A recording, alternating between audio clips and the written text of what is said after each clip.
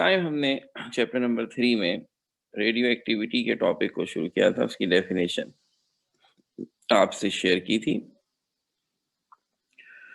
और उसकी type natural और आर्टिफिशियल रेडियो एक्टिविटी। तो पता ये चला कि 19th सेंचुरी के एंड में, दैट इज 1890s में, एक्सीडेंटली हेनरी बैकरेल नामी एक फ्रेंच साइंटिस्ट ने एक फिनोमेना डिस्कवर किया, जिससे ये पता चला कि कुछ चीजें ऐसी हैं, कुछ सब्सटेंस ऐसे हैं जिनसे हर वक्त स्पॉन्टेनियस इनविजिबल रेडिएशंस निकलती रहती हैं। वो बस कुछ मखसूस किस्म के सब्सटेंस हैं और उनसे ये रेडिएशंस निकलती रहती हैं। रेडिएशंस निकलने की इस एक्टिविटी का नाम रेडियो एक्टिविटी रखा गया और फिर इस पर रिसर्च शुरू हो गई। इनिशियली तो हेनरी बैकरेल और उसके स्टूडेंट्स ने और फिर बहुतों ने की। तो उन रिसर्च के नतीजे में हमें बहुत सारी नई नई बातों का पता चला है, जिस पर आज साइंस की फाउंडेशंस खड़ी हैं। Radioactivity becomes a very important of modern sciences। जाहिर सी बात है, अब हो चुकी है, तो पूरा एक सब्जेक्ट बन गया, तो हम इसकी सारी बातों पे तो हमें तवज्जो नहीं, हमारी तवज्जो इस बात पर हुई कि और बहुत सारे फायदों और इस्तेमालात और दीगर चीज़ों के साथ साथ रेडियो एक्टिविटी का एक इंतहाई अहम फायदा हमें ये भी हुआ कि इसकी मदद से हमने एटम के स्ट्रक्चर की बहुत सारी बातों को एक्सप्लोर किया है। और उनमें सबसे पहली बात ये थी कि existence of electron and proton जो है उसे कंफर्म किया गया इस रेडियो एक्टिविटी के एक्सपेरिमेंट्स की वजह से। और साथ ही साथ न्यूट्रॉन जो तीसरा फंडामेंटल पार्टिकल है या सब एटॉमिक पार्टिकल है, वो भी डिस्कवर हुआ। और बात यहाँ तक रुकेगी नहीं, रेडियो एक्टिविटी की मदद से हम इससे आगे भी जाएंगे और आगे भी इसी चैप्टर में बहुत सारी और बातों का भी पता चलेगा। तो चूंकि हमने इसकी डेफिनेशन एक फॉर्मल कर दी थी और ये भी बता दिया था कि 10 नेचुरल एलिमेंट जो एटॉमिक नंबर के लिहाज से आखिरी 10 हैं, यानी 83 से लेकर 92 एटॉमिक नंबर तक के, वो नेचुरल रेडियो एक्टिव एलिमेंट हैं। ये एलिमेंट ये खूबी रखते हैं कि इनमें से हर वक्त रेडिएशन एमिट होती है। अगर ये एलिमेंट किसी चीज़ के साथ मिलकर कोई कंपाउंड बनाएंगे तो उस कंपाउंड में भी यही खूबी आ जाएगी। और इसी तरह 92 नंबर एटॉमिक नंबर के बाद जितने एलिमेंट्स हैं जिन्हें आप आर्टिफिशियल एलिमेंट्स कहते हैं, जो हमने खुद लेबोरेटरी के अंदर बनाए हैं, वो भी यही खूबी रखते हैं और उनकी खूबी इसी निस्बत से आर्टिफिशियल रेडियो एक्टिविटी कहलाती है। अब देखना ये है कि what are the properties associated with these radiation. हम ऑलरेडी कैथोड रेज और एनोड के हवाले से बता चुके कि अगर हमें कोई ऐसी रेडिएशंस मिले जो नज़र नहीं आती, तो भी हम उनके बारे में बहुत कुछ किस तरह मालूम कर लेते हैं। कुछ उसी से मिलते जुलते काम हमने यहाँ भी किए।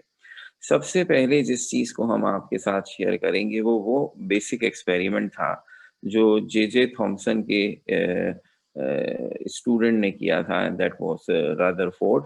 एक बहुत ही अहम नाम है एटम के स्ट्रक्चर की डिटर्मिनेशन के सिलसिले में। हम इसे आर्किटेक्ट ऑफ एटम भी कहते हैं रदरफोर्ड को, क्योंकि इसने बहुत ज़बरदस्त काम आगे भी बताने। इसका सबसे मास्टरपीस काम है कि ये एटम में न्यूक्लियस की डिस्कवरी जो है वो रदरफोर्ड ने की थी। लेकिन इस वक्त हम इसके जिस एक्सपेरिमेंट का तस्करा कर रहे हैं वो ज़रा कम मशहूर है निस्बतन। वो एक्सपेरिमेंट है जिसके तहत इसने ये बताया कि जो रेडिएशंस किसी भी रेडियो एक्टिव एलिमेंट्स में से निकलती हैं, वो अमूमन 3 तरह की होती हैं, जिनके नाम है अल्फा, बीटा और गैमा रेस। तो ये कैसे पता चला था, ये एक्सपेरिमेंट अब हम आपसे शेयर कर रहे हैं। तो चूंकि रदरफोर्ड के नाम से जो एक्सपेरिमेंट मशहूर है वो है जिससे उसने न्यूक्लियस डिस्कवर किया था, जो हम इस टॉपिक के बाद पढ़ेंगे। न्यूक्लियस की डिस्कवरी वाले एक्सपेरिमेंट को हम रदरफोर्ड्स एक्सपेरिमेंट कहते हैं। एक्सपेरिमेंट ये भी रदरफोर्ड ने ही किया है, लेकिन इसे इसके नाम से मशहूर नहीं करते ताकि बच्चे कंफ्यूज ना हो। तो इसके लिए हम कहते हैं experiment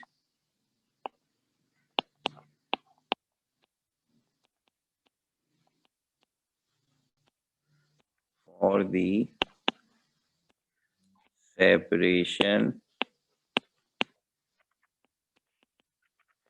of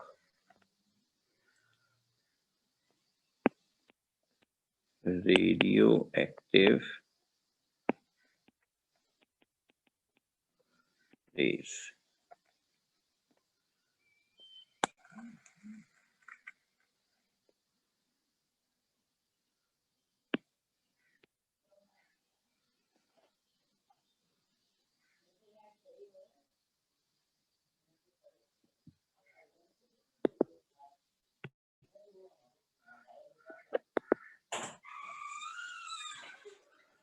So this experiment was performed by Rutherford. तो अब ये क्या था एक्सपेरिमेंट? हमने आपको ये भी बताया था कि रेडियो एक्टिव रेज लेड में से नहीं गुजर पाती, इसलिए हमें तमाम रेडियो एक्टिव सब्सटेंसेस को जिन स्टोरेज बॉक्सेस में रखना होता है they made up of lead. और जब हम इनकी प्रोटेक्शन इनसे प्रोटेक्शन के लिए जो सेफ्टी मेजर्स करते हैं उसमें भी ये इस्तेमाल होता है। तो हमारा या उन साइंटिस्ट का जो उनके साथ काम करते हैं वो जो लिबास पहनते हैं वो टो से लेके हेड तक रेडियो एक्टिव कोटिंग से कवर होता है। यानी जिस तरह आजकल आप देखते हैं कि कोविड से टैकल करने वाले जो पैरामेडिकल स्टाफ और डॉक्टर्स वगैरह हैं वो अपने आप को सर से लेके पैर तक कवर रखते हैं बस। तो वो सिर्फ कवरिंग उनकी इम्पोर्टेंट है। ये कवरिंग भी होगी और लेड के बने हुए लिबास से कवरिंग होगी ताकि रेडिएशन उसे क्रॉस ना कर सके। तो अब ये एक्सपेरिमेंट यूं था कि इन्होंने एक रेडियो एक्टिव सब्सटेंस लिया, सब वो पिच ब्लेंड था या कोई और था बहरहाल, और उसे एक लेड के कंटेनर में रखा जो 3 तरफ से लेड से घिरा हुआ था और एक तरफ से उसकी ओपनिंग थी।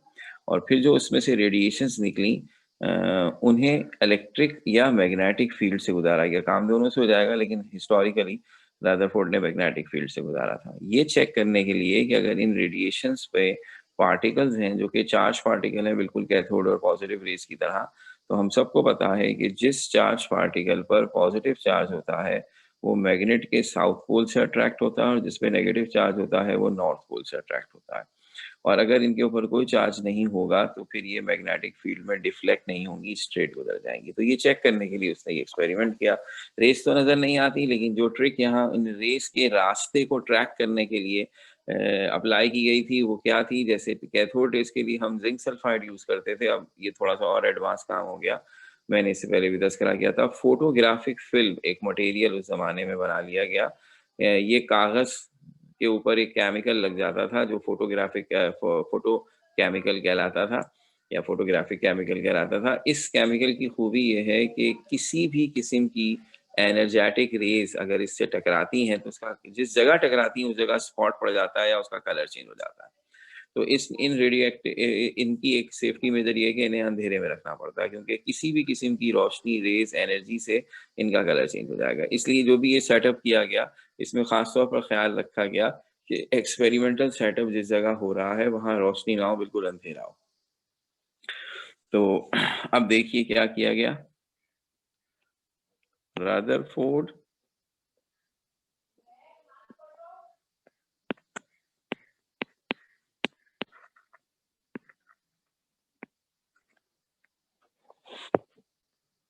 performed an experiment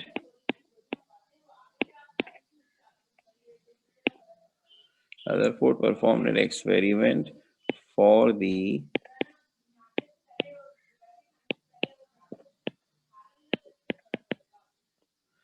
Rutherford performed an experiment for the separation of radioactive rays in this experiment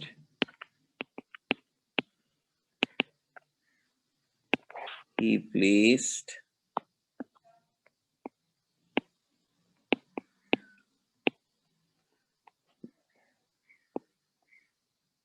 the radioactive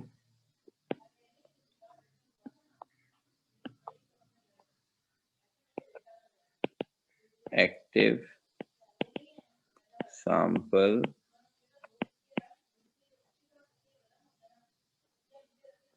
in lead container with a small opening.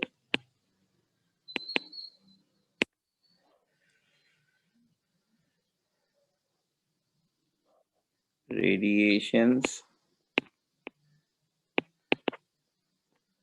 coming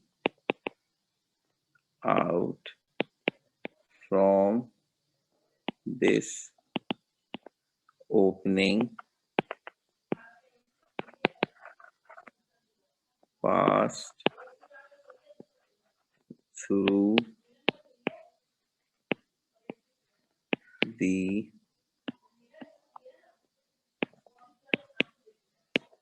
magnetic field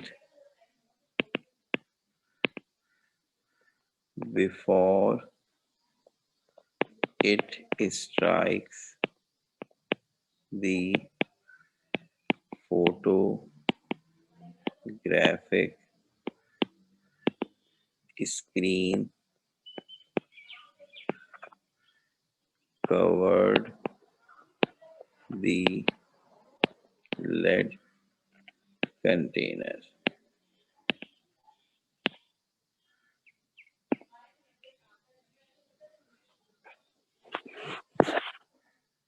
It was observed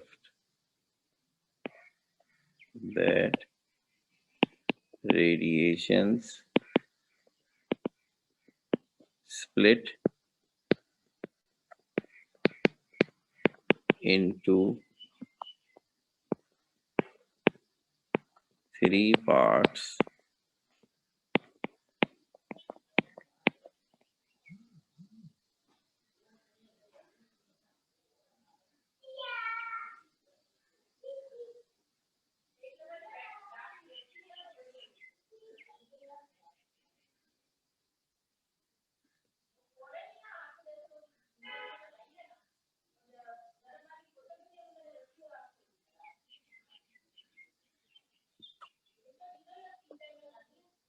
As shown.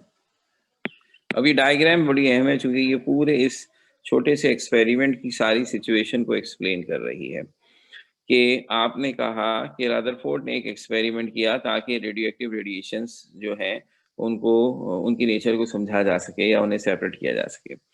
तो इस experiment में ही place the radioactive sample in lead container with small opening. एक छोटा सा container हमने lead का लिया जिसकी एक छोटी सी ओपनिंग थी और फिर हमने क्या देखा कि radiations coming out from this opening pass through the magnetic field before it strikes the photographic screen covered the lead container. ये लेड कंटेनर पूरा फोटोग्राफिक स्क्रीन से कवर्ड था और रेडिएशन जो निकल रही थी उन्हें स्क्रीन तक पहुंचने से पहले मैग्नेटिक फील्ड से गुजरना पड़ा।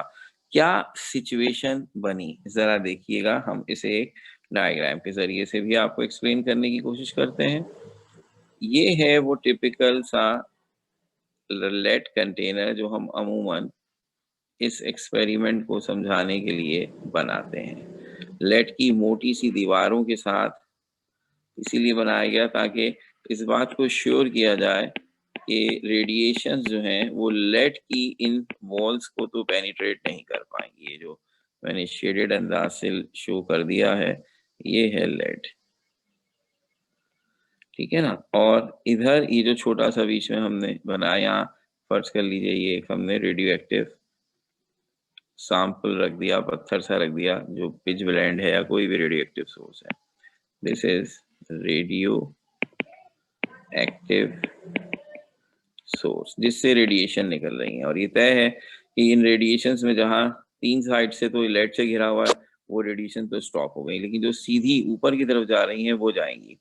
अच्छा, इस बात को मजीद श्योर करने के लिए कि रेडिएशंस जो है वो एक सीधी लाइन में निकले, हम एक काम और करते हैं कि लेड ही की बनी हुई एक स्लिट इस रास्ते में आगे की तरफ रख देते हैं इस तरह। इससे ये हुआ कि अब जो रेडिएशंस निकलेंगी वो रेडिएशंस सीधी ऐसे यूं निकलेंगी और इधर उधर नहीं बिखरेंगी, स्ट्रेट लाइन में। अच्छा, to trace the presence of radiation के वो कहाँ जा रही हैं, ये पूरी चीज इस तरह से फोटोग्राफिक फिल्म से सराउंडेड है। दिस इज फोटोग्राफिक फिल्म या स्क्रीन। फर्ज कीजिए कुछ नहीं है, कोई मैग्नेटिक फील्ड नहीं है, तो आप ये समझ जाइए कि ये जो रेडिएशंस निकल रही है रेडियो एक्टिव सब्सटेंस से, ये सीधी जाएंगी और इस जगह फोटोग्राफिक स्क्रीन से टकराएंगी। फर्ज करें हम यही काम करें, तो ये सिर्फ ये चेक करने के लिए कि यहाँ रेडिएशंस निकलती भी हैं कि नहीं निकलती, तो हम देखेंगे कि जिस जगह इस वक्त ये ग्रीन ग्रीन रेडिएशंस टकरा रही हैं, वो जगह जो है स्क्रीन की, फोटोग्राफिक स्क्रीन की, यहाँ स्पॉट आएगा सिर्फ एक। लेकिन इसने क्या किया, इसने ये किया कि इस इन रेडिएशंस के रास्ते में एक स्ट्रॉन्ग मैग्नेटिक फील्ड रखी। यहाँ नॉर्थ पोल है अगर, तो यहाँ साउथ पोल है। और अब देखा क्या होगा, अब ये रेडिएशन तो नजर नहीं आ रही थी, तस्वीर हमने ग्रीन ग्रीन दिखा दी। अब हमने ये देखा कि हमें बजाय सिर्फ एक जगह के 3 जगहों पर ग्रीन ग्रीन स्पॉट्स नजर आए ऑन दी स्क्रीन। ये 3 स्पॉट्स नजर आना इस बात की इंडिकेशन था कि इन रेडिएशंस का में जैसे ही मैग्नेटिक फील्ड में पहुंची, इनके 3 हिस्से हुए हैं। एक हिस्सा साउथ पोल की तरफ बैंड हुआ है कुछ रेडिएशंस का, कुछ रेडिएशंस नॉर्थ पोल की तरफ बैंड हुई हैं, और कुछ रेडिएशंस अभी भी स्ट्रेट गई हैं। एक बात, दूसरी बात और ये है कि जो नॉर्थ की तरफ बैंड हो रही है वो कुछ ज्यादा ही बैंड हो रही है, उनका मैंने एंगल ज्यादा बैंड किया है, साउथ वाले को थोड़ा सा बैंड किया। ये भी इम्पोर्टेंट बात है कि जो नॉर्थ की तरफ बैंड हुई है उनका एंगल ऑफ डेविएशन ज्यादा है, और जो साउथ की तरफ हुई है उनका कम है। बहरहाल ये देखते हुए कि जो नॉर्थ की तरफ बैंड हुई होंगी ऑब्वियसली वो होंगी जिन पे नेगेटिव चार्ज है, और जो साउथ की तरफ बैंड हुई हैं वो होंगी जिनके ऊपर पॉजिटिव चार्ज है, और जो सीधी गई हैं इसका मतलब है वो न्यूट्रल है। हमने पॉजिटिव वालों का नाम रखा अल्फा, नेगेटिव वालों का नाम रखा बीटा, और स्ट्रेट जो गई हैं उनका नाम रखा गैमा। इस तरह हमें ये पता चल गया कि रेडियो एक्टिव रेडिएशंस एक जैसी रेडिएशंस नहीं है, 3 अलग अलग टाइप की रेडिएशन है। एक पे पॉजिटिव चार्ज है, एक पे नेगेटिव चार्ज है, और एक न्यूट्रल है। अब हमारा काम असल में ये था कि इन तीनों तरह की रेडिएशंस की मजीद प्रॉपर्टीज को इन्वेस्टिगेट करें, और उससे हमें बहुत ही इम्पॉर्टेंट इंफॉर्मेशन मिलेंगी। लेकिन पहले अपने एक्सपेरिमेंट की पूरी बात कर ली जाए। तो ये डायग्राम बड़ी इम्पॉर्टेंट है क्योंकि ये हमारे सारे इस एक्सपेरिमेंट को डिस्क्राइब करती है। तो ये तस्वीर मैंने इसीलिए दूसरी स्क्रीन पर बनाई क्योंकि यहाँ जगह नहीं बच रही थी। तो अब उसको देखते हुए हम ये क्या लिख सकते हैं,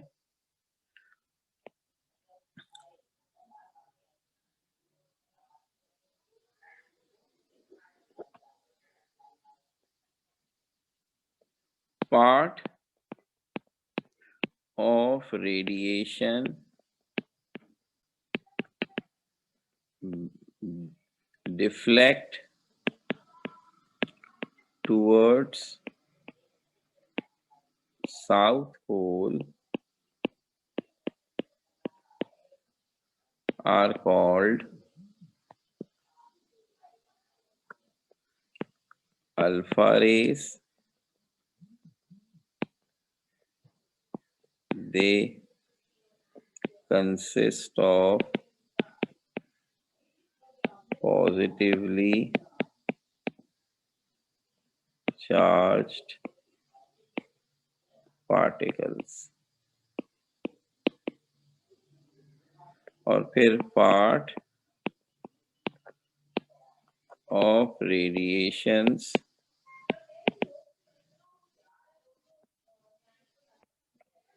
deflect towards north pole are called beta rays। They consist of negatively charged particles।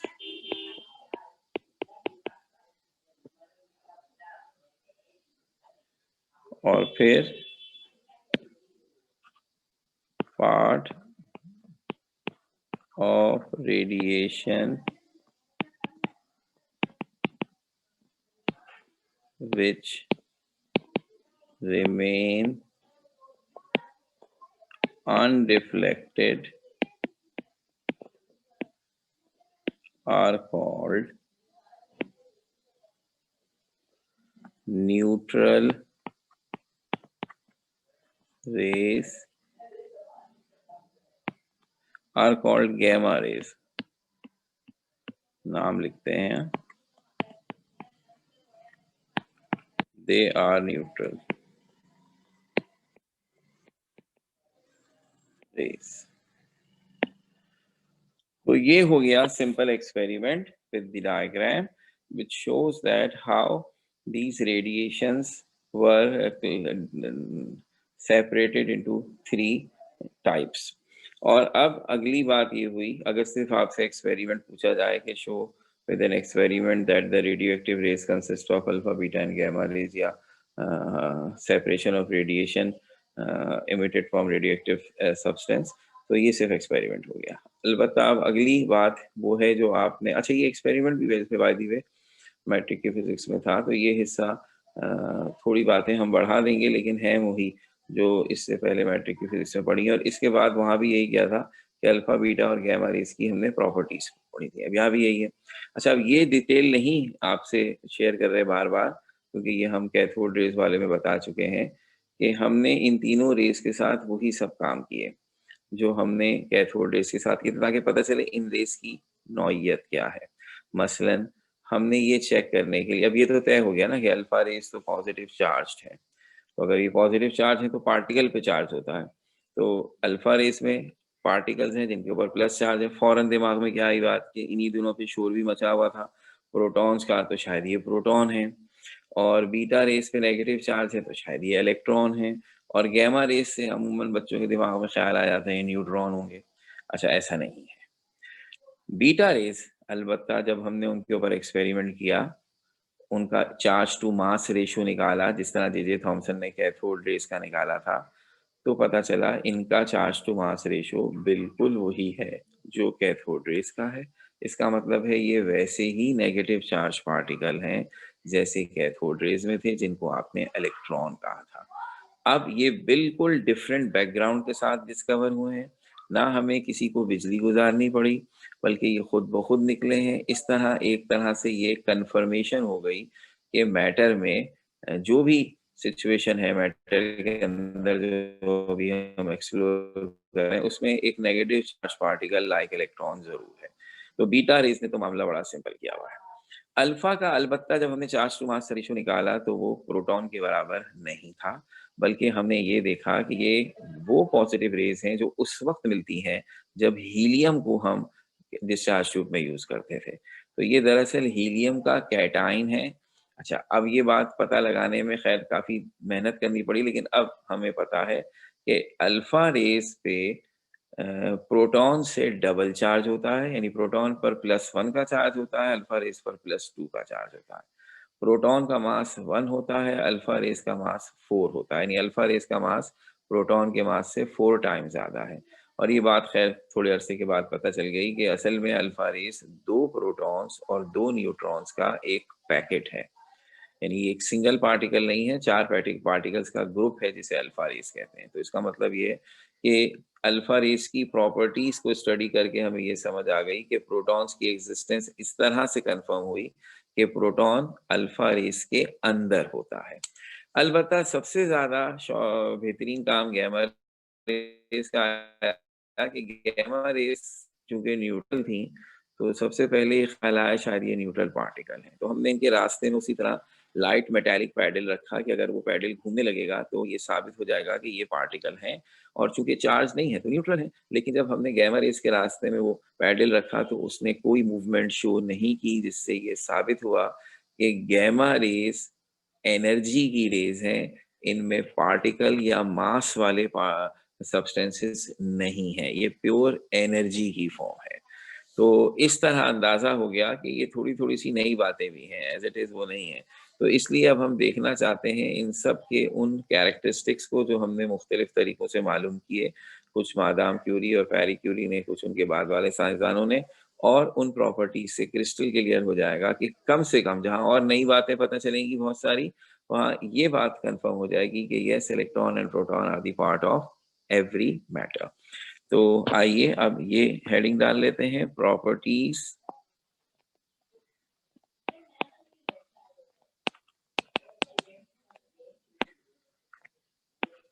Alpha, beta and gamma raise.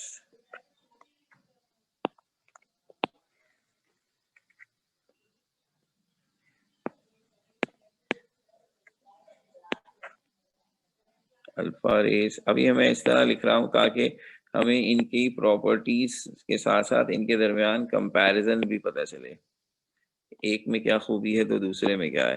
तो 3 कॉलम बना लेते हैं, एक में अल्फा के बारे में लिखेंगे, एक में बीटा के बारे में लिखेंगे, और एक में गैमा के बारे में लिखेंगे। सो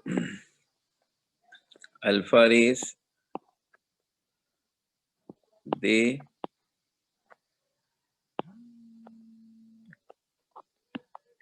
consist of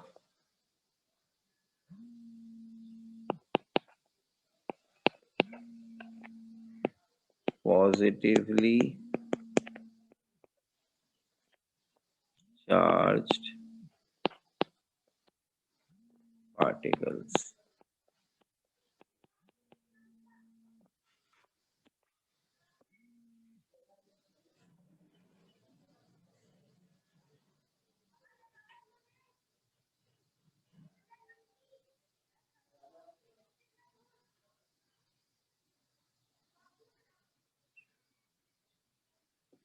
और बीटा रेस के लिए लिखा they consist of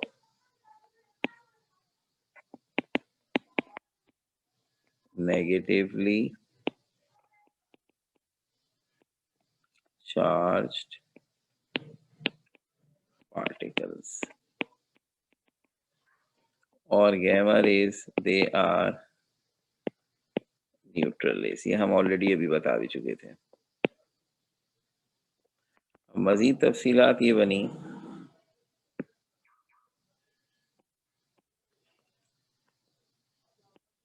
each alpha particle composed of 2 protons and 2 neutrons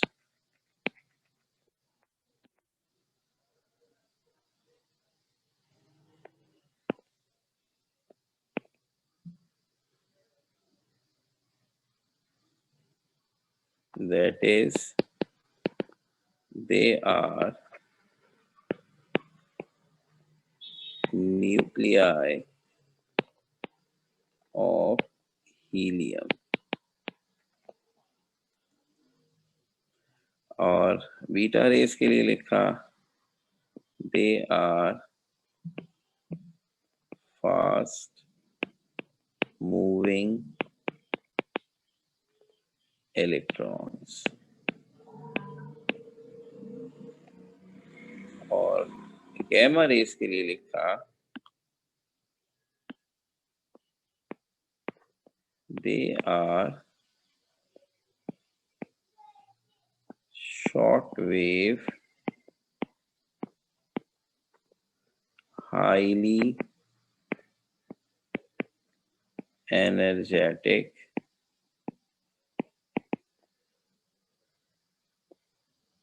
electromagnetic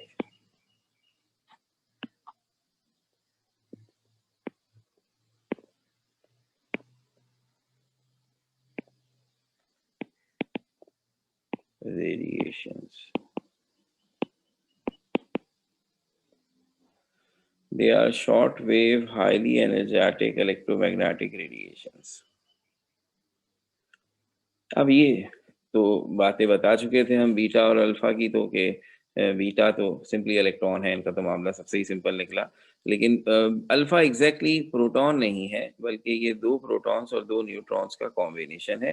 तो एक प्रोटॉन पर +1 चार्ज होता है, तो 2 प्रोटॉन्स की वजह से +2 चार्ज होगा, और प्रोटॉन न्यूट्रॉन मिला के टोटल 4 पार्टिकल बन रहे हैं, तो इनका मास नॉर्मल प्रोटॉन के मास से तकरीबन 4 टाइम्स होता है। तो ये चूंकि हमें बाद में पता चला कि एग्जैक्टली यही कंपोजिशन हीलियम के न्यूक्लियस की भी है, तो हमने यूं कह दिया कि दरअसल अल्फा पार्टिकल हीलियम का न्यूक्लियस है। तो इसका ये नहीं मतलब है कि हर एलिमेंट के अंदर हीलियम पड़ा हुआ है, बल्कि हमने कंपैरिजन किया है कि हीलियम एक एलिमेंट है, उसके न्यूक्लियस में भी 2 प्रोटॉन 2 न्यूट्रॉन होते हैं, और अल्फा पार्टिकल जो कि रेडियोएक्टिव रेज में से निकलता है, उसमें भी इत्तेफाक से 2 प्रोटॉन 2 न्यूट्रॉन होते हैं। तो अपनी कंपोजिशन के एतबार से दोनों एक जैसे हैं। अलबत्ता यहाँ कुछ नए अल्फाज आ गए, short wave, highly energetic, electromagnetic radiations, इनको थोड़ा सा समझाना है। पहली बात, लफ्ज इलेक्ट्रोमैग्नेटिक रेडिएशन, ये लाइट का साइंटिफिक नेम है, सीधी सी बात। बजाय इसके कि हम कहें लाइट एनर्जी की एक फॉर्म है, हम उसका जो प्रॉपर साइंटिफिक नेम है वो है इलेक्ट्रोमैग्नेटिक रेडिएशंस। लाइट रेडिएशंस हैं, लाइट वेव है, लाइट वेव्स की सूरत में ट्रैवल करती है। ऐसी वेव्स जिनकी वेलोसिटी 3 मल्टीप्लाई बाय 10⁸ मीटर पर सेकेंड हो, वो कहलाती हैं इलेक्ट्रोमैग्नेटिक रेडिएशंस। और मेरे ख्याल में आप सबको याद होगा ये वेलोसिटी ऑफ लाइट है। तो हमने कहा कोई भी रेडिएशन, चाहे वो रोशनी की तरह नजर आए या ना नजर आए, और उसकी वेलोसिटी 3 मल्टीप्लाई बाय 10⁸ मीटर पर सेकेंड हो, तो वो इलेक्ट्रोमैग्नेटिक रेडिएशन कहलाएगी। जो सूरज की रोशनी है उसकी यही वेलोसिटी है, वो विजिबल लाइट कहलाती है, क्योंकि वो रंग बिरंगी रोशनी हमें नजर आती है। सूरज की रोशनी जब किसी रिफ्रैक्टिव मीडियम से गुजरती है तो वो रेनबो के 7 कलर्स बनाती है ना, तो इसलिए ये नजर आती है, तो उसको कहते हैं विजिबल। लेकिन सूरज ही से हासिल होने वाली रेडिएशंस और मुख्तलिफ और सोर्सेज से हासिल होने वाली रेडिएशंस ऐसी भी हैं जो नजर नहीं आती, लेकिन उनकी वेलोसिटी 3 मल्टीप्लाई बाय 10⁸ मीटर पर सेकेंड है, जिसमें सबसे मशहूर है एक्स रेज। एक्स रेज भी लाइट ही की एक टाइप है, क्योंकि इसकी भी वेलोसिटी वही है, लेकिन वो नजर नहीं आती।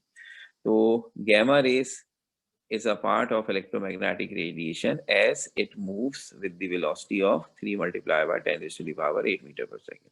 अब मसला ये है कि ये एक दो नहीं, बहुत सारी टाइप्स की रेडिएशंस हैं जो इलेक्ट्रोमैग्नेटिक रेडिएशंस कहलाती हैं, और इन्हें हम क्लासिफाई करते हैं in different classes on the basis of their energy.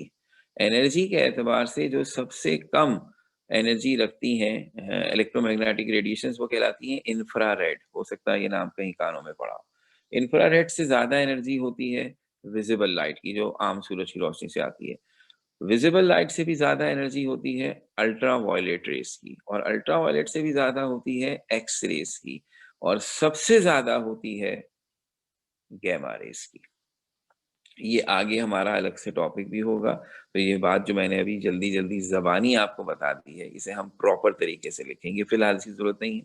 फिलहाल यूं समझ लीजिए, जितनी टाइप की भी इलेक्ट्रोमैग्नेटिक रेडिएशंस पॉसिबल हैं, उनमें सबसे ज्यादा एनर्जी वाली वेव्स गैमा रेस है।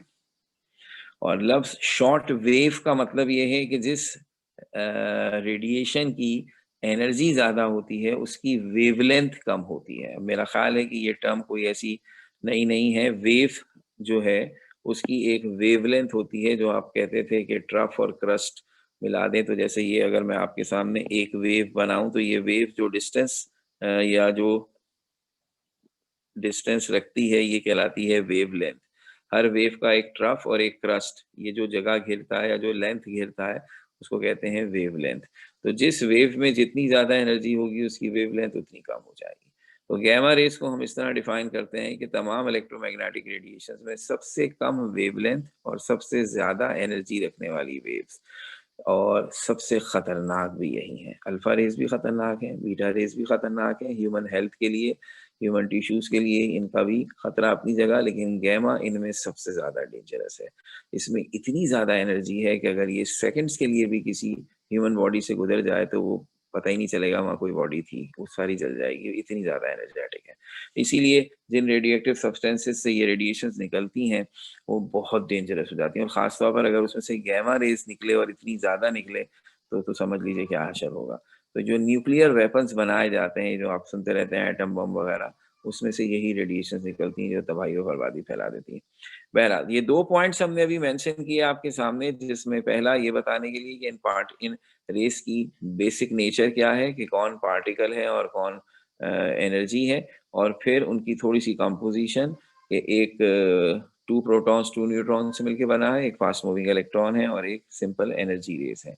इनकी कुछ और कैरेक्टरिस्टिक्स भी हम बताएँगे ताकि हमें कुछ और इन्फॉर्मेशंस भी मिलें। तो ये अभी हिस्सा हमारा जारी है, यहाँ तक मैं आपसे शेयर कर लेता हूँ स्लाइड्स, और फिर यहाँ से इंशाअल्लाह कल कंटिन्यू करते हैं। Thank you.